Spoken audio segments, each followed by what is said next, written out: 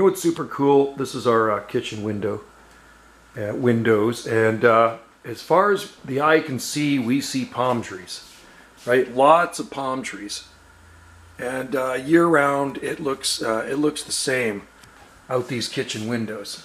Nothing but palm trees and exotica. So I'm going to get back a little bit here, and I'm going to show you the distance. I'm going to zoom in, and you can see some palm trees in the distance. Right there you can see the fronds. Look at those ones. Isn't that cool?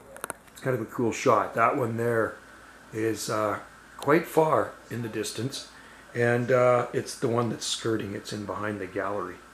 It's a big one too. Nice big. I call that one the big chunky trackie. So there you go. That's what Wendy looks at every day when she looks through the kitchen windows.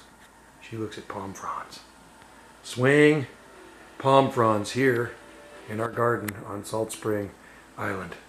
Alright guys, thanks for watching, and check out more videos here on Palmy Things. Cheers.